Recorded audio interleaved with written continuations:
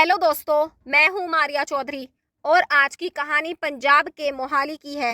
मोहाली में एक गांव है मटोर। यहीं पर 17 वर्षीय नैना अपने परिवार के साथ रहती थी। एक वकील के यहाँ वह बेबी सिटर की नौकरी करते हुए उनके छोटे बच्चे को संभालती थी। दिन के 9 बजे उसकी ड्यूटी शुरू होती थी और शाम 4 बजे छुट्टी करके वह पैदल ही घर के लिए निकल पड़ती थी। 9 नवंबर 2017 की सुबह भी नैना रोज की तरह घर से काम पर जाने के लिए निकली थी, मगर उस दिन वह शाम को घर नहीं लौटी। जब शाम के 6 बज गए और नैना का कोई अता पता नहीं था, तो उसके भाई को चिंता होने लगी। पहले तो परिवार ने अपने स्तर पर नैना को ढूंढने की कोशिश की, आस पड़ोस में पूछताछ की और सभी जान पहचान वालों के संपर्क किया, मगर कहीं से नैना की कोई खबर नहीं मिली। आखिरकार उसके भाई ने पुलिस में उसकी गुमशुदगी की रिपोर्ट दर्ज करवाई।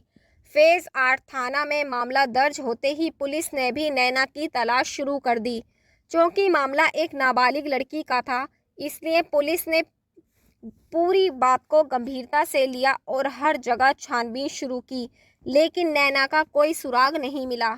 दिन बीतते गए और देखते ही देखते नैना के गायब हुए पूरे 5 दिन गुजर गए। परिवार की चिंता और भी बढ़ती जा रही थी।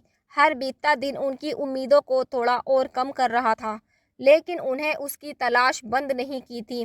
14 नवंबर को बाल दिवस के मौके पर कुछ बच्चे एक समारोह में शामिल होकर घर लौट रहे थे। पैदल चलते हुए जब वे सेक्टर 69 के पास स्थित मायो अस्पताल के पास पहुंचे, तो उनमें से 2 बच्चों को पेशाब करने की ज़रूरत महसूस हुई। वे नज़दीक की झाड़ियों में चले गए। उन झाड़ियों के पीछे एक छोटा सा जंगल था। झाड़ियों से बाहर निकलते समय उनकी नज़र जंगल की तरफ गई, जहां उन्हें महिला के कपड़ों के टुकड़े बिखरे हुए दिखाई दिए। बच्चों की उत्सुकता बढ़ गई और वे कपड़ों की ओर बढ़ गए, लेकिन जैसे ही उन्होंने वहां का दृश्य देखा, उनके मुंह से जोर से चीख निकल गई। उनकी चीख सुनकर बाकी साथी भी दौड़ते हुए वहां पहुंच गए। फिर जो कुछ उन बच्चों ने वहां देखा, उसे देखकर उन बच्चों के पैरों तले जमीन खिसक गई। इनसे जरा ही फासले पर एक लड़की की गली सड़ी नग्न हालत में लाश पड़ी थी। ऐसा भयानक दृश्य देख सभी लड़के भागते हुए सड़क पर आ गए। वहां उन्हें एक युवक दिखाई दिया। उसे उन्होंने इस बात को बता दिया। उस युवक ने अपने मोबाइल से तुरंत ही इसकी सूचना पुलिस को दे दी। पुलिस को सूचना मिलते ही तुरंत घटना स्थल पर पहुंची। जिस वक्त यह सूचना फेज 8 के थाने में पहुंची, थाना प्रभारी राजीव कुमार अपने दफ्तर में ही थे। सब इंस्पेक्टर जागीर सिंह व कुछ सिपाहियों को साथ लेकर वे घटना स्थल पर पहुंचे। नाबालिग नैना की गुमशुदगी की सूचना उन्हीं के थाने में दर्ज थी, जिसके साथ गुमशुदा लड़की का फोटो भी लगा था। राजीव कुमार को लाश की शक्ल नैना से मिलती हुई लगी। उन्होंने तुरंत थाने से संबंधित फाइल मंगवाकर शव और फोटो में लड़की के हुलिये को मिलाने का प्रयास किया, और फिर जब उन्हें पूरा विश्वास हो गया कि ये लाश नैना की है, पुलिस वालों ने फिर उसके भाई को भी बुला लिया। जब नैना का भाई वहां आया और शव को देखा, तो वह फूट फूट कर रो पड़ा। उसने शव की पहचान अपनी बहन नैना के रूप में कर दी। पहली ही नज़र में ये साफ था कि लड़की के साथ सामूहिक दुष्कर्म किया गया था और फिर चाकुओं से गोदकर उसे मौत के घाट उतारा गया था। पुलिस ने अपनी आगे की कार्रवाई शुरू की। थाना प्रभारी ने नैना के भाई की तरफ से अज्ञात हत्यारों के खिलाफ भादवी की धाराओं के अंतर्गत रिपोर्ट दर्ज कर ली। पुलिस ने नैना के शव को पोस्टमार्टम के लिए मोहाली के सिविल अस्पताल भिजवा दिया। अस्पताल में डॉक्टरों के विशेष पैनल ने नैना के शव का पोस्टमार्टम किया।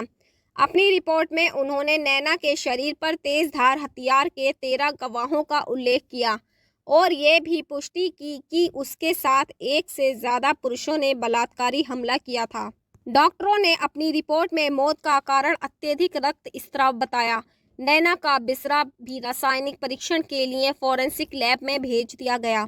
पोस्टमार्टम के बाद नैना का शव उसके परिजन के हवाले कर दिया गया। परिजन रोते बिलखते हुए उसका अंतिम संस्कार करने लगे, जिसके परिवार का दर्द और भी ज़्यादा बढ़ गया था।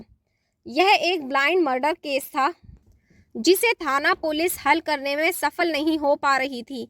मोहाली के एसएसपी कुलदीप चहल ने इसे चुनौती के रूप में लेते हुए इसकी जांच का जिम्मा जिला पुलिस की सीआईए ब्रांच को सौंप दिया।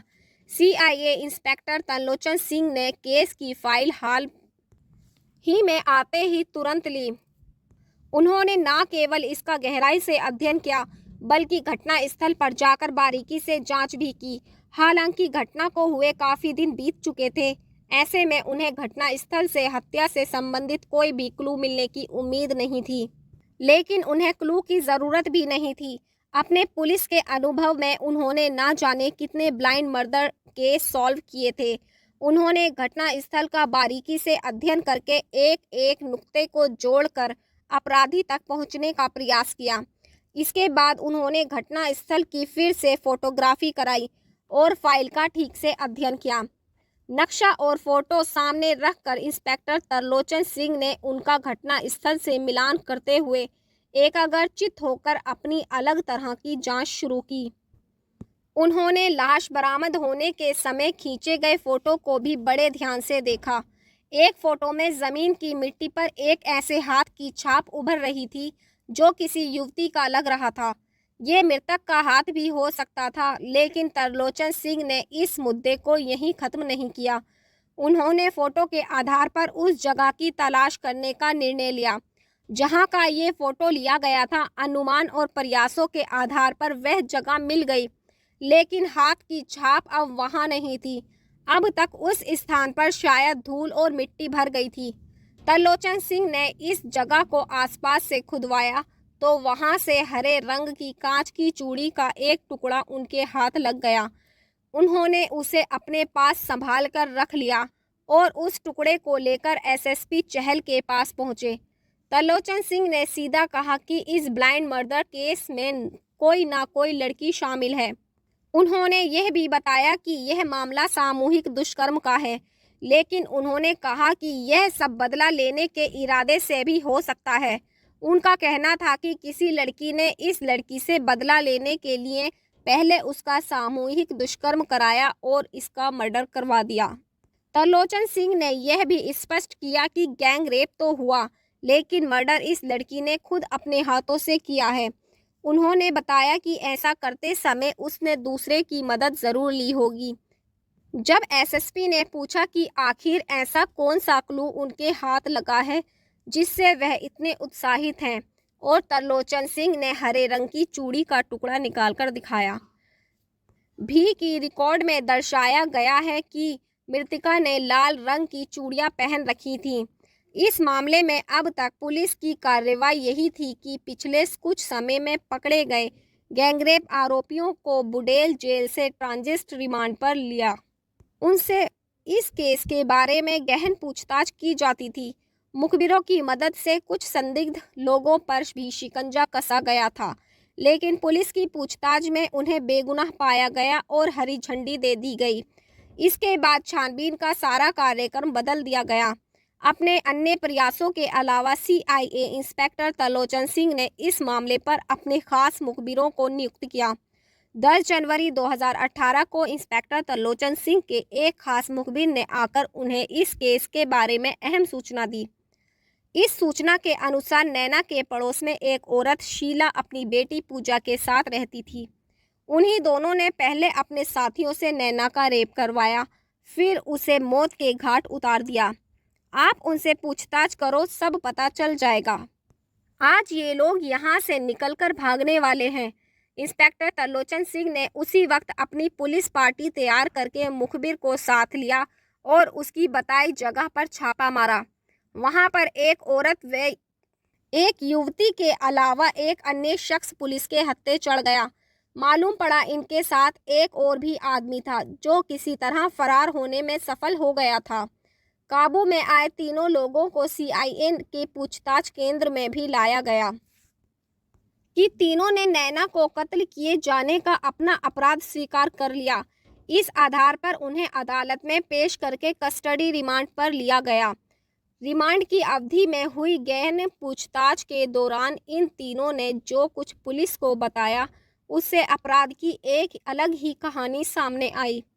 पकड़ी गई औरत का नाम शीला और लड़की थी उसकी बेटी पूजा।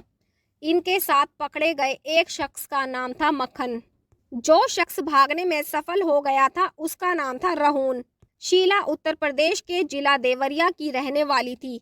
इसके पति राम निवास का अच्छा काम नहीं चल रहा था, मगर वह अपना मूल प्रदेश छोड़कर किसी अन्य प्रदेश में जाना भी नहीं चाहता था। घर की गुजर बसर के लिए शीला और उसकी बेटी पूजा छोटी मोटी नौकरी करती थी।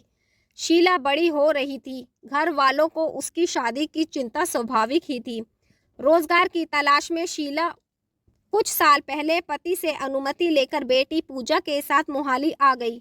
मोहाली की एक फैक्ट्री में दोनों को काम मिल गया। रहने के लिए मोहाली के गांव मटोर में किराए का मकान भी ले लिया। यहीं पर पड़ोस में नैना अपने परिवार के साथ रहती थी। शीला ने पुलिस को बताया कि एक बार उसका पति उन लोगों से मिलने मटोर आया। एक दिन नैना ने उस पर छेड़खानी का आरोप लगाते हुए हंगामा खड़ा कर दिया। जैसे तैसे बात संभल तो गई, लेकिन नैना ने धमकी देते हुए कहा कि वह राम निवास को नहीं छोड़ेगी, उसे उसकी करतूत की सजा देकर रहेगी। कुछ दिनों बाद राम निवास वापस उत्तर प्रदेश चला गया, जहां सड़क दुर्घटना में उसकी मृत्यु हो गई। उसे टक्कर मारने वाला चालक अपना वाहन भगा ले गया था। बाद में उसे पकड़ा भी नहीं जा सका। पूजा और शीला के दिमाग में यह बात घर कर गई थी कि उसकी मौत के पीछे नैना का हाथ था। उसी ने योजना बनाकर राम निवास को मरवाया था। इसलिए माँ बेटी ने तय कर लिया था कि वो नैना को भी दर्दनाक मौत देकर रहेगी। योजना बनी तो इन लोगों ने पैसों का लालच देकर मटोर में रहने वाले अपने परिचित मक्खन और रहून को भी तैयार कर लिया था। ये दोनों मूल रूप से बिहार के रहने वाले थे। दोनों ने माँ बेटी से एक ही बात कही कि उन्हें इस काम के लिए पैसा नहीं चाहिए, बस वे नैना को मारने से पहले उसके साथ शारीरिक संबंध बनाएंगे। योजना बन गई। इसके लिए एक चाकू भी खरीद लिया गया। नैना का पीछा करके उसके आने जाने के रास्तों के बारे में पता लगाकर उसे 9 नवंबर 2017 की शाम को उस वक्त तक झाड़ियों में खींच लिया गया। जब वह वकील के यहाँ से छुट्टी लेकर पैदल वहाँ से गुजर रही थी, जंगल में ले जाकर मक्खन और रहून ने उसके साथ जबरदस्ती की। तभी शीला ने चाकुओं से लगातार वार करके नैना की हत्या कर दी। पूछताछ के दौरान शीला की निशानदेही पर हत्या में प्रयुक्त चाकू भी बरामद कर लिया गया था। कस्टडी रिमांड की समाप्ति पर तीनों अभियुक्तों को फिर से अदालत में पेश किया गया, जहां से उन्हें न्यायिक हिरासत में भेज दिया गया। दोस्तों, इस कहानी को सुनाने का उद्देश्य किसी का दिल दुखाना नहीं, किसी को परेशान करना नहीं, बल्कि आप लोगों को जागरूक करना है, सचेत करना है। अगर हमारी मेहनत पसंद आई तो हमारे चैनल को सब्सक्राइब करें। आगे ऐसी ही सच्ची क्राइम कहानी सुनने के लिए आप चैनल को सब्सक्राइब कर लें। धन्यवाद।